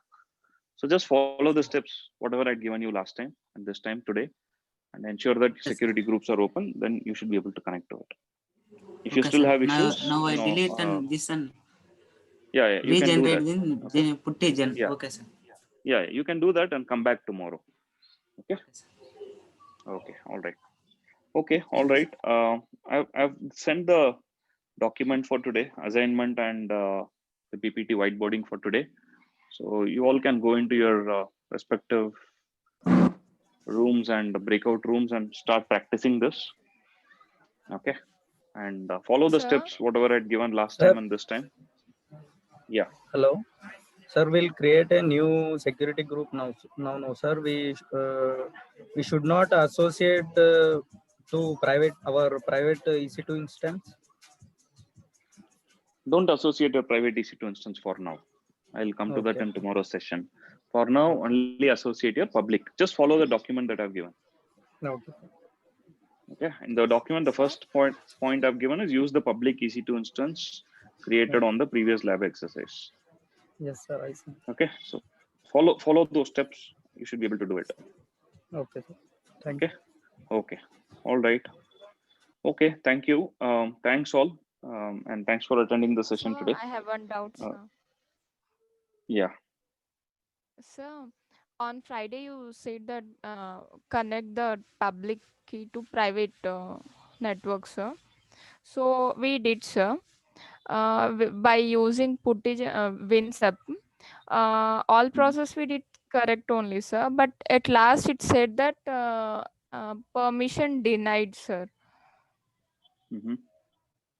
Did you convert that PEM file to PPK? Yes, sir. We converted, sir. No, so you have to also change the, okay, so if you're using putty to connect from your public to private, okay, you have to change the permission of that file, chmod 400, make it chmod 400 and then try, it should work. We did, sir. We followed that video, sir. Okay, let's do one thing. And yeah, so let's do one thing. Let's look at it tomorrow. You can show the problem to me tomorrow. I'll tell you what is the mistake that you're doing. Okay. Okay, sir. We'll try once more today. You try that once more. Just follow that steps, right? And somewhere you're making a mistake. I'll let you know what that mistake is. Okay. I'm sorry. Yeah, I have to actually jump into another call now. Okay. I'm like already late by 8 minutes now. Okay. I'll talk to you all tomorrow morning, right? And you can show the problem to me tomorrow, and then I'll help you resolve that if you're still facing an issue. But you can just try it out once again. Okay. And follow the steps that I've given for today. And I'm sure you should be able to get through this. If you still have doubts, we will spend about half an hour tomorrow, maybe towards the end of the session, to clarify all your doubts. Okay, and we can spend more time tomorrow before you jump into your breakout sessions. Maybe from 10:30 to 11:30, we will keep it for only question and answer tomorrow and solve all your issues. Okay, including what you're going to do today. Let's plan it that way. Okay. Okay. All right. Then. Brother Sai Krishna, over to you. Sure, Anna. I'll then see you all tomorrow and have a good day. Bye. Thank you, Sairam. Thank you. Bye, Sairam. Thank you. Bye, Sairam. Hello, everyone. So we'll be opening our breakout sessions now. Please do let your mentor know if you have any questions as you are raising to personas just before. So if we can answer, one of our tutor can help you out. If not, we will take it to the personas attention tomorrow. Please join to the breakout rooms now.